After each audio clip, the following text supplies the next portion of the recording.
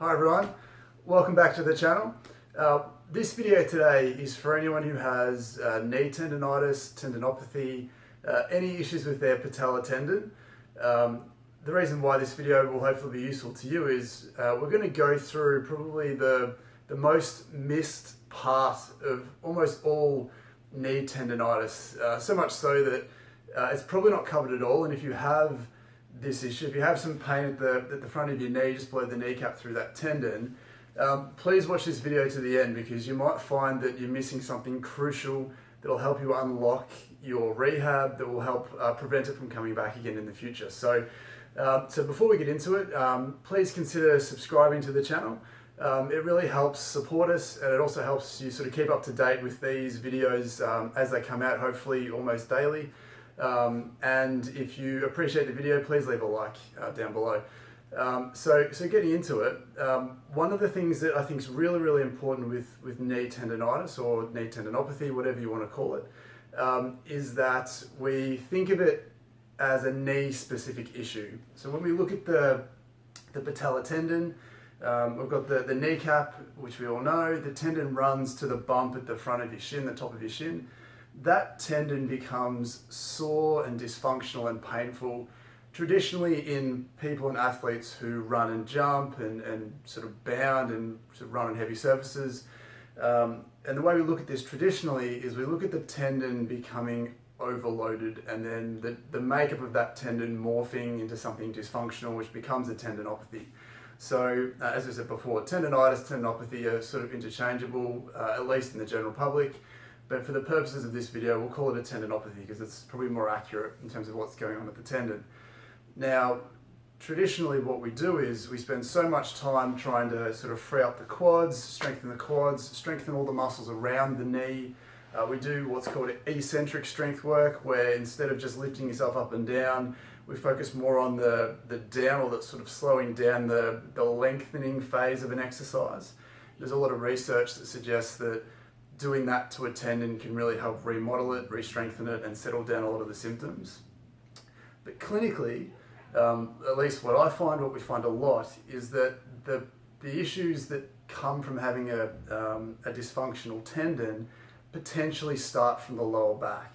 Now, for a lot of people that have knee tendonitis or tendinopathy and have had that for a long time, that may be amazing to hear, because there's so much pain and dysfunction at the knee.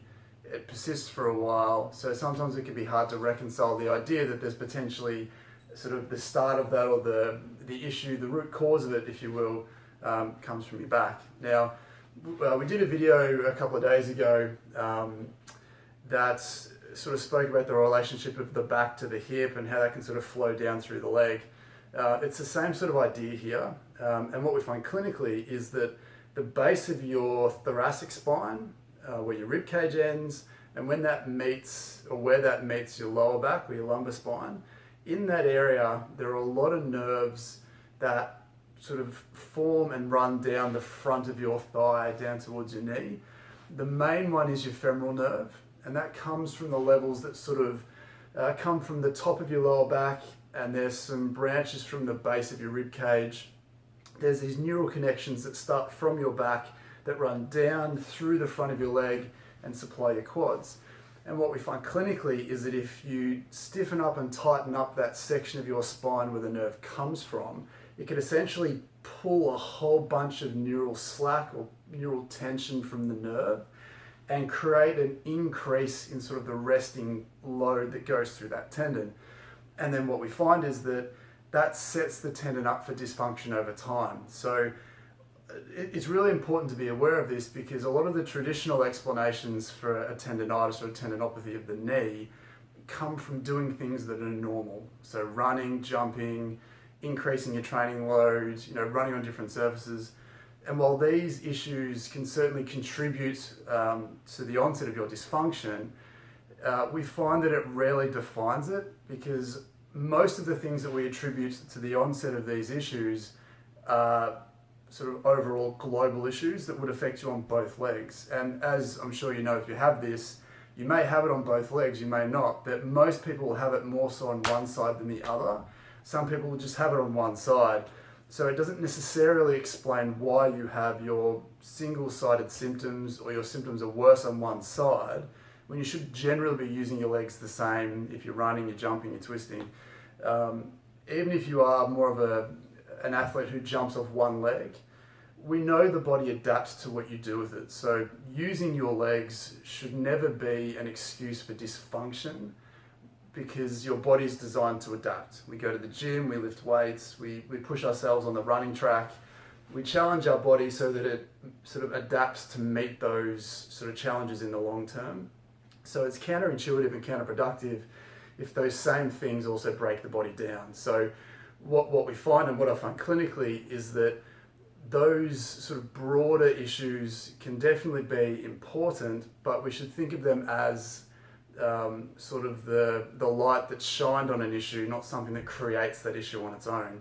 And when we sort of feed in this idea of the back being dysfunctional first, the back being dysfunctional, I guess you can think of it as setting up the knee for failure, as it does for other tissues in the leg.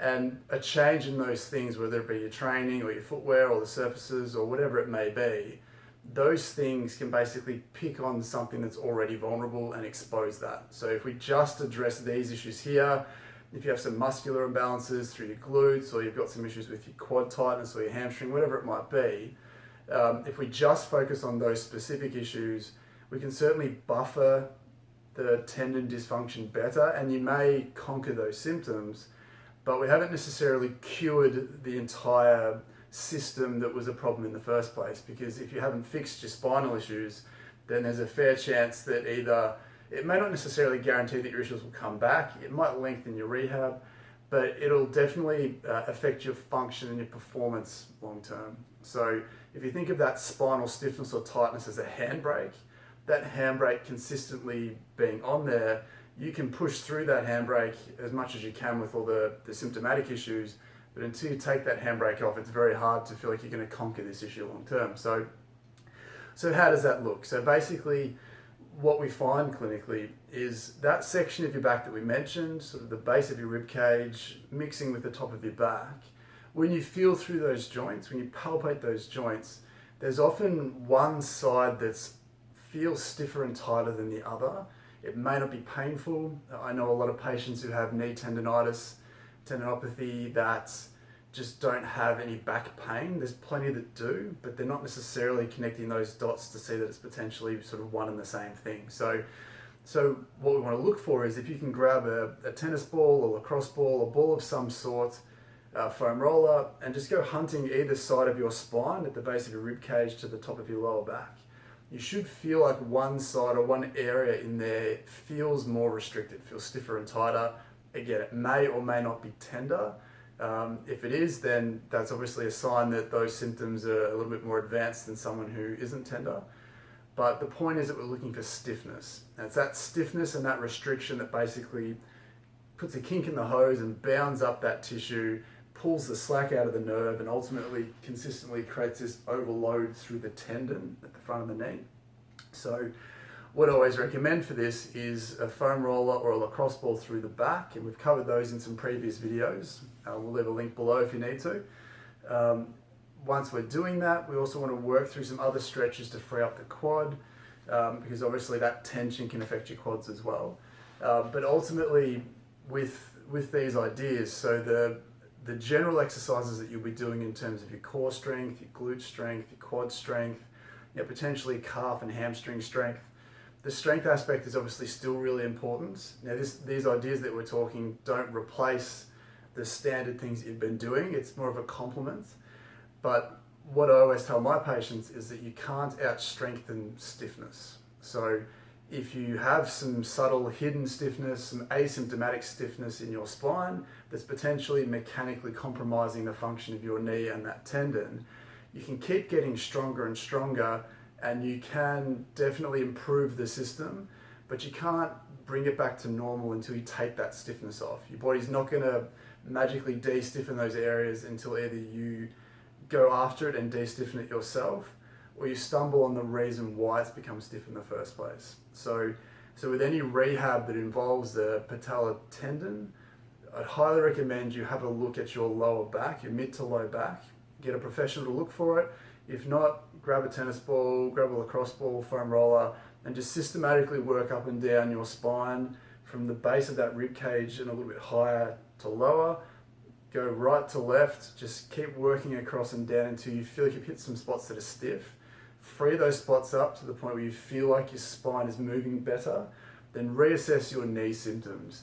So the other point on top of this is that if you've developed a tendon issue in your knee, that tendon issue needs to revert back to what it was before everything starts to feel better. Now, if you have pain attached to this, there's no guarantee that freeing up your back will drastically change the way that the tendon is made up and how that's become dysfunctional. It's not going to undo that overnight. But what it should do is it'll recreate a more normal environment for this to exist in so that that can normalize more quickly. So if your pain and your symptoms are associated with a certain degree of tendon dysfunction, by improving the environment that it's in, making it more normal, you may be able to get a sharp decrease in that overnight. You may get whatever the degree of change is that you're going to get. You should be expecting something, but ultimately that tendon still has to remodel, still has to change and revert back to the way it was for your knee to be normal again.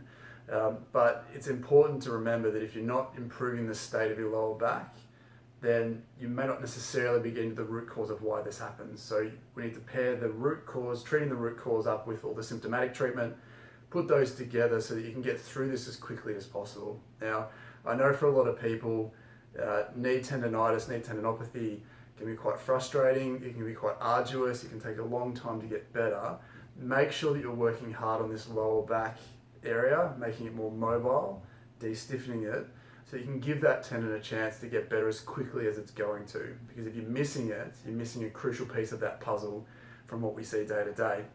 Now, with any of these videos, what we always want to make sure we finish on is it's great to treat the symptoms, it's great to treat the root dysfunction, but we always need to have a conversation about why something's happened in the first place. So if we're suggesting that this section of your back sows the seeds for knee dysfunction down the track, we also need to give you the tools to figure out why your back's become dysfunctional in the first place.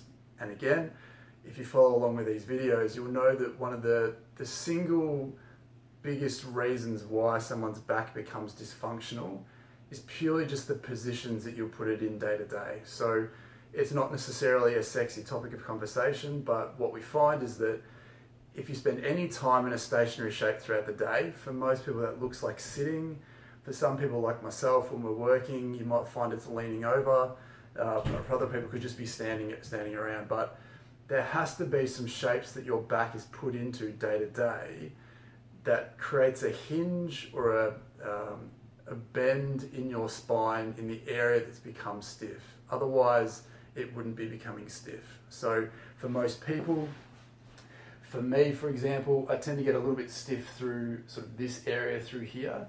And if I relax, it's generally no surprise to see that that's the area where my back tends to want to hinge when I relax. So if I'm in a shape like this often enough, now that can be just sitting down, reading a book or using a phone, it can be sitting back in the couch, it can be driving, it can be sitting up in bed reading a book, it can be anything. The key point to take from this is that wherever you relax and create that hinge through, if that's a consistent thing that you do, over time that's going to become stiff and tight because your body's trying to compensate for that. It's trying to cope with it. You're telling it that you value this position.